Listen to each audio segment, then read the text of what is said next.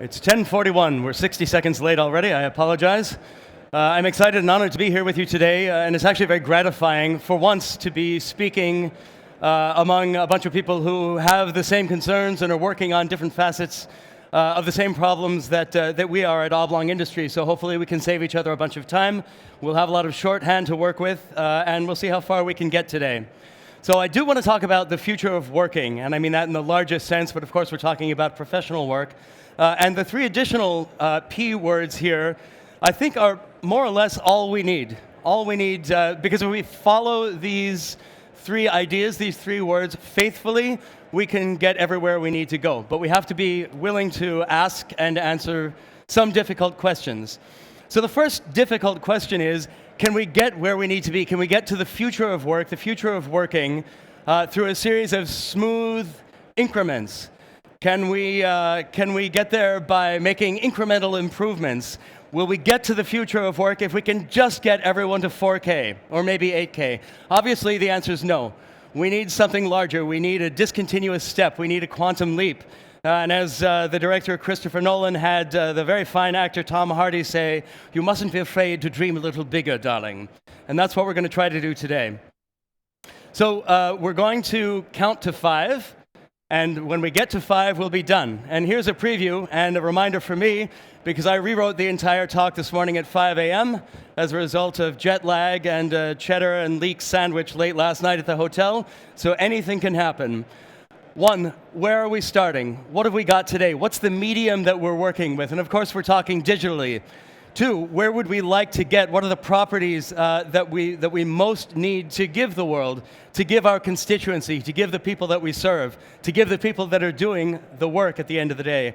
3, what are the basic materials that we've already got, whether we're paying attention to these materials or not, but what do we have to hand? And then 4 and 5, what do we need to build? What has to be invented? Where are the innovations and how are we going to get there? And 5, when you put all of that stuff together, do you get? What does the future of work and working look like? Now, if 4 and 5 didn't have some answers, if I didn't have some way of talking about them, then this would be kind of a horrible, futurist talk. But luckily, there are some examples, and I'd like to suggest, at least from one point of view, from Oblong's point of view, what that all could look like. So, back to the beginning. 1, where are we? It's worth taking a little look at some history. It's not very complicated. We either have or haven't come a very long way in the last 30 years, depending on your point of view. And I think from the point of view of professional work, maybe it's not that large a distance. This is what professional computation used to look like in about 1979. A few of you, I see smiles here, a few of you remember this machine. Really an astonishing machine. Primitive in one regard, but because of its open architecture, it invited creation, it invited innovation, and people built all sorts of astonishing things in this tiny little machine just because no one told them that they couldn't, and no one put technology in place so that it was impossible. The real value here, however, was that it was a kind of quantitative change begets qualitative change moment. The fact that everyone could have their own computer made all the difference in the world. It meant you didn't have to wait your turn, you didn't have to share, and innovation could happen as fast as people could type. In 1984, the one-dimensional command line turned into the two-dimensional GUI, and the machine learned to speak in terms of pixels and icons and pictures, and suddenly we're accessing different parts of the human brain. Suddenly you didn't have to be a programmer or even necessarily literate in some sense to use the machine. And this was a thunderclap. This was an incredible moment. Now everyone can use machines, and we take a big leap toward machines taking a key role in work. And then finally, this is where we are today. We've added to that Macintosh-style machine, which, let's not pretend otherwise, is exactly what we still have today in the laptops that we call computers. We don't call these things computers, but they are. We don't, for some reason, like the word computer, and it's interesting to wonder about why that might be. We'll get back to that. But these guys are a step in a kind of diagonal direction. The main characteristic that they bring is obviously that you can take the computation with you, and that fundamentally changes how you think about it. But in terms of pure capability, I'm going to argue that these are not a big step forward or a step forward at all. The UI itself is in some ways a lot more primitive than what you have even with a mouse and keyboard. We're not going to dwell on that. It's not a polemic here today. But what we do want to say is, where do we go? And one clue as to what's missing is that these devices, these portable devices, don't really speak to the idea of professional computation. We don't even really talk that much about professional computation anymore. Some elements of the fact that you can take them with you are important, but what's missing is a kind of scale and a kind of seriousness. So you wouldn't plan, a very complicated spinal surgery on one of these. You wouldn't perform finite element analysis to make sure that the bridge isn't going to fall down on one of these. You need a bigger computer. You need more computation. You need grown-up, big girl, big boy computers. So there's an opportunity to invent a new kind of computation. And make no mistake, we're not saying we want to throw away the old forms of computation. In fact, we want to complement them. We want to add a new medium, as it were. So if you were planning on passing out or slipping into unconsciousness, and I do recommend it, give me these 60 seconds. The next two ideas are the key questions, and whether you buy my assertions and Oblong's point of view on all this or not, I'm going to claim that these next two ideas are non-negotiable. So one, we have to enable collaboration. Now, on the one hand, this might not be a big argument here at a conference, one of whose taglines or tag words is collaboration. But we have a vocabulary problem. We have a vocabulary problem because people mean all sorts of different things by collaboration. If you're Dropbox or Box, you mean file sharing.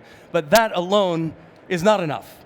It really isn't. That's like saying because in pre-digital times, because you have the parcel post, you're able to perform 100-person, collaborative work to, say, plan the next Olympics.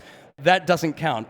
So when we say collaboration, what we have to provide is a digital medium, a digital system, a set of digital interlocking systems that's as rich as the kind of collaboration people are capable of when they don't have computers in the way. The second piece is scale. And I'm going to invite you to think about this in perhaps a new way. Think about the way in which workflows, professional processes, work itself, process patterns, have a natural scale, a natural physical scale. How big is the logistics problem if you're FedEx? Does it fit on a 3x5 card? Well, that's what you got here. Here's your 3x5 card. Does it fit on an 8.5 by 11 piece of paper, which is what we would use in the US? You have a slightly larger size here. That's your laptop. No. The entire logistics operation for a major shipping company does not fit on that. The clue, I think, is that the scale needs to be thought of in terms of rooms. Rooms like this, smaller rooms, conference rooms, meeting rooms. Rooms are where work gets done, and it's a place where you can spread out. So we need to build a new kind of computation that thinks of process on room scale and allows people to work digitally at that scale. So what have we got? Where are we starting with? At Oblong, we have a particular lens through which we view everything, and that's the UI. It's not a very trendy idea at the moment, but we feel that by obsessing over the user interface, the interaction, and observing everything and measuring everything that we do in terms of the UI, you get to a richer and more authentic conclusion. Two, we have inspiration, and no talk about the future would be complete without a reference to the film Minority Report. Here's ours. We all remember these scenes. It's 13 years later. Why are we still talking about these scenes? I designed this interface and the gesture is cool, and people think that it's the gesture that's why we like this. But I think that's only the conscious part. The subconscious part, and I'm going to invite you now to reinterpret this movie and these scenes. What we're seeing is a large-scale space with a new user interface, a radically more capable user interface that allows people working together, working collaboratively to solve problems. What this movie is not saying is that there's a magical artificial intelligence that solves the problems. What this movie is saying is that people have the best AI around, the best computers in here, and when people can work together, they can get more done, they can get things done that you couldn't do otherwise. So what you're seeing here is, in essence, the future of work. You're seeing people spread work out over an enormous pixel space, a hyper-visual space, and you're seeing them work together with the new UI. I'm going to skip these, but there are a bunch of deleted scenes that I hope someday to be able to put back together. in the film that show even a larger number of people supporting those basic operations. So in fact, there's supposed to be a team of 12 or 20 people that support the Tom Cruise character. Here's another obvious bit of present-day capability. There is pixel abundance. We've got pixels everywhere. Displays are becoming cheaper and larger and higher resolution. That's not the problem. The problem is what to do with them. So this is a lot of pixels. This is in our laboratory in Los Angeles. And here's just some financial data. This took a few hours to put together. This is some financial data that you're able to swim through.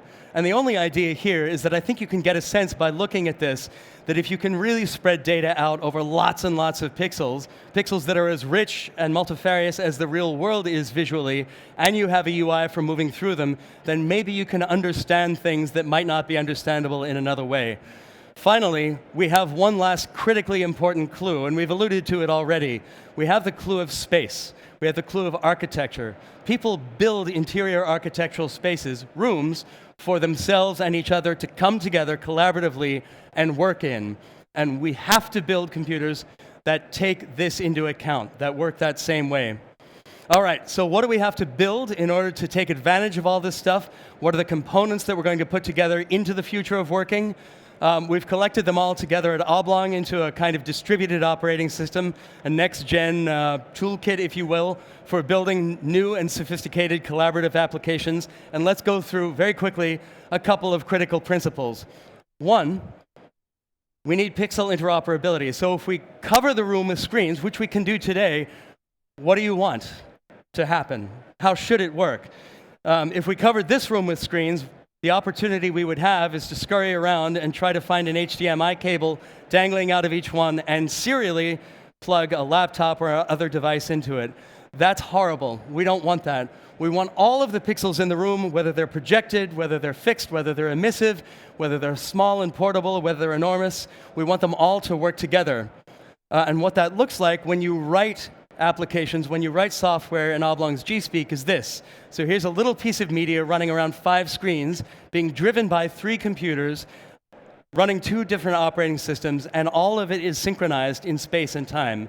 You want your applications, your data, your communications, your documents to be able to flow from screen to screen and take all of the screens up to do your will, to do your bidding.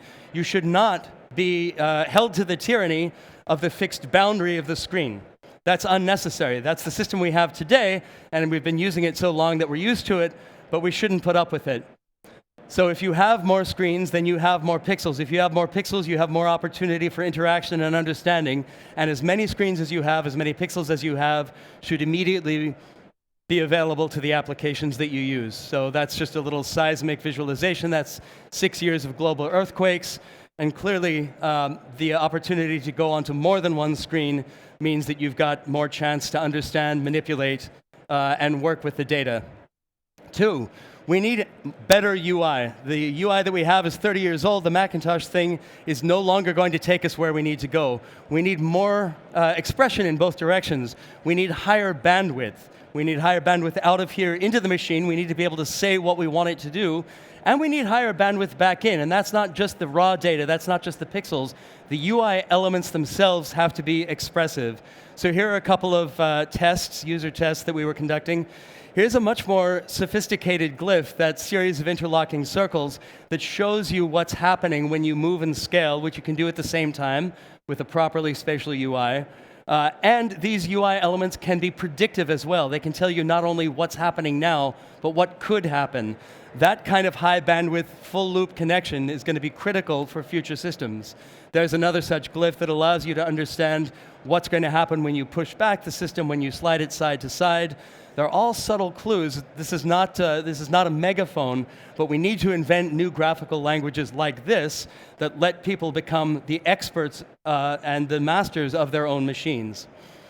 3, we need to enable plurality. This should go without saying if we want collaboration, but we don't build it except in video games. Right now, when you use a machine, if it's a personal computer, it's in my opinion a little too personal, that machine considers one person only at a time. you. It's solipsistic. And indeed, someone else could look over your shoulder as you use the laptop, but there's no meaningful sense in which it could be said that that person is also using the machine. We need machines and systems that let multiple people use them and encourage it. If you've got a kind of grand wealth of pixels, if you've got lots of screens and you can step back from them, then there's physical space and social space for more than one person to use the computer at the time. So here's a gestural system that uses pointing to control it, and you can see two people using it at the same time. So all of a sudden, the machine becomes more like the real world. Here you see multiple devices being used to manipulate a simple digital space at the same time. That capability is critical. That's how the real world works. Any three of us or any five of us would have no problem walking into a room, standing up at a whiteboard, and drawing in parallel simultaneously, assuming we had enough pens. The real world allows that to happen. The social dynamics and evolution that we've been going at for tens of thousands of years makes sure that we know how to do it. We're experts already. It's inbuilt. It's intuitive. And if we make digital systems that work that way, then there's nothing new to learn. We need varied modalities. So we've got an accidental history that just has one UI input modality. It's got a keyboard and a mouse. And that got us through 30 years. But again, that's just sort of a historical liability. The future is going to be a multiplicity, a simultaneous multiplicity of input modalities. You've seen a bunch already. You've seen people using spatial wands. You've seen people using smartphones that they already carry with them to control digital spaces. We'll still have the keyboard for when you actually need to type. We'll still have the mouse. We'll still have touch. The answer, the interesting thing, is that we need all of them at the same time. We need systems that can make sense of all of those modalities being input into a simultaneous and conformed stream at the same time. And we need a UI that doesn't confuse people when they use all that stuff at the same time. Here's just one more example. We're using a Kinect, a prime sense sensor above, to do large-scale tasks, dragging some digital information from a Linux system to a little laptop running OS X, and then a leap motion sensor here for fine work. So you move through a continuum of spaces, and you move through a continuum of input modalities, and you're no more confused as the user of these systems than you are in the kitchen when you open the drawer and you find a fork and a knife and an ice cream scoop and a melon baller and all sorts of other tools. It's the right tool for the task. Finally, this seems capricious, this seems unnecessary, but I'm going to aver that it's absolutely required. We need to build UIs that are so intuitive, that subscribe to a kind of basic, visceral sense that we carry around with us, and that works when our mind and our body are operating in concert. When you build UIs this way, it feels great. UI can feel great, and the UIs that we build and use should feel great. We should demand it.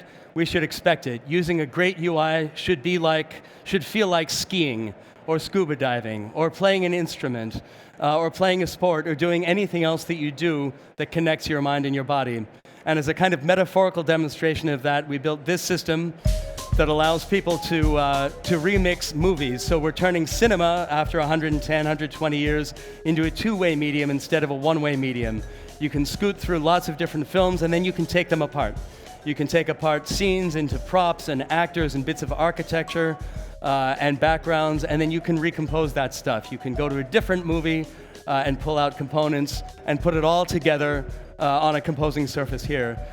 This may or may not be the future of media creation or editing. It doesn't matter. What does matter is that all of the things you do with machines, digital machines, should feel this powerful and this sophisticated and this nuanced and this good. You should have this level of fine-grained control over all of your digital stuff. It's yours after all. All you need now is a UI that's sufficiently grown up to let you at it. So when you put all this stuff together, what do you get? It's a kind of new unit of computation. This is what I was talking about at the beginning. We're going to extend, we're going to complement what we already have. We're going to keep our tablets and our smartphones and our laptops and even our big old desktops sitting and humming and pouring heat into our offices, but we're going to add to it something that's at larger scale. It's at larger conceptual scale, and it's at larger physical scale. And that thing is going to be a new medium. It's going to be a new complementary form of computation, but it's not going to be scary. It's not going to be frightening. It's not going to have any barriers to adoption, because it's going to work like the physical universe already does. It's going to work like a room works, and it's going to work like people work. And to try to jam one more bit of philosophy into this creaky, overburdened talk, I think one of the ways that's interesting to think about it is to ask what happens when we extend what we already had. When we took the command line interface and we went to the GUI, what happened is that we took a computer that one person could use at one time to do one task. You can work with a spreadsheet, but you can't work with a word processor while you're working with a spreadsheet. You literally have to shut down the spreadsheet first to boot up the word processor. When you use the GUI, all of a sudden, not only is the machine speaking in pixels, it's doing something else. It's letting you see in parallel, which humans do quite well and all the time, right? You don't see serially, you don't see one thing at a time. You've got 170 degrees of field of view that allows you to take in a whole bunch of stuff. The GUI does that. It lets you see multiple applications, multiple ideas at the same time, and it lets them interoperate. Now you can grab a chunk of cells out of the spreadsheet, dump them into the Word, into the text document that you're editing in the word processor, and take that file and stick it into email and send it off. That's not just a new workflow, that's a genuinely new capability that wasn't really possible with a command line interface. So great, we have that transformation. What happens if we apply that same transformation to the GUI? What do you get? I think one answer, and you're about to see our take on it, one answer is that you go from a single machine that one person can use at a time to do multiple things to a new kind of machine that multiple people can use at the same time in parallel rather than serially to either do a single thing, to work on a single task with multiple parts, or even to work on many tasks simultaneously. And that system we call mezzanine at Oblong. This is a quick overview of what that system provides. We've got dozens and dozens, hundreds of clients today that are transforming their businesses by using this mezzanine system. So at the bottom of it all is this. It's a shared pixel workspace. It's fluid in all the ways we talked about. It encompasses more than one surface. It's not just a single screen. It's not just multiple screens. It's every wall in a room. All of the walls are activated by the mezzanine system, and you get a holistic environment, digital environment, in which everything is conformed. Here you see one of the critical principles, which is that the devices you already have with you, like a tablet or a smartphone, make you a participant, a first-class participant in a mezzanine system. So you saw a bit of media, a bit of data being injected into the shared workspace from the tablet. The same happens from a smartphone, from a browser on your laptop, and of course there's also the magical spatial wand, which you'll see in use here as well. So the idea is that work flows sort of at the speed of thought. You inject new ideas, new documents, new data, new communications into the workspace. It doesn't have to be prepared in advance. VTC, video conferencing, is part of the experience, but it's a fluidly adjustable part of the experience. It can take up all the pixels if you need it to, which is sort of the telepresence approach, or you can shrink down the other people, the faces, to get the real work done, and that can be done continuously along a spectrum. You saw there a second ago a laptop being plugged in, so we can syndicate capability by taking the applications that are on one person's device and making them visually available to everyone. The whiteboard is a perfectly great piece of meeting room kit that does not need to be digitized. All it needs is a camera pointing at it so that its analog pixels can be brought into the digital workspace.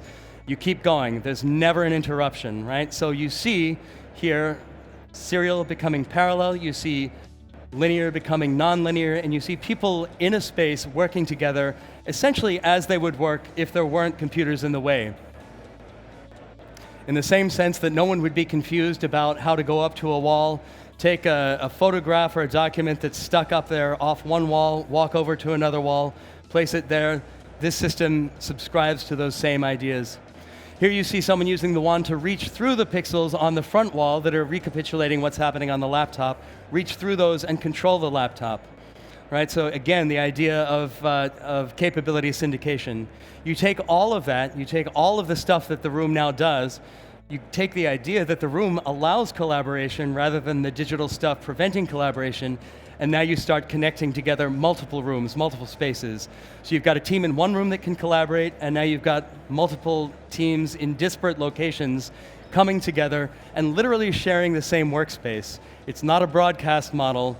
The data is literally recapitulated at all of the sites, and it's constantly synchronized. So everyone is literally seeing the same stuff and working on the same stuff. And that idea of seeing the same information is really, at the end of the day, what's most important. What we have now is an ecosystem of very, very personal computers. The issue there is that they only address one half of what we need to do with work. And it gets worse and worse, of course, with AR and VR. With VR, you might have a fantastic experience, who knows what's going on. I could be laughing like a maniac. You would have no idea what I'm seeing. That's not a place for collaboration.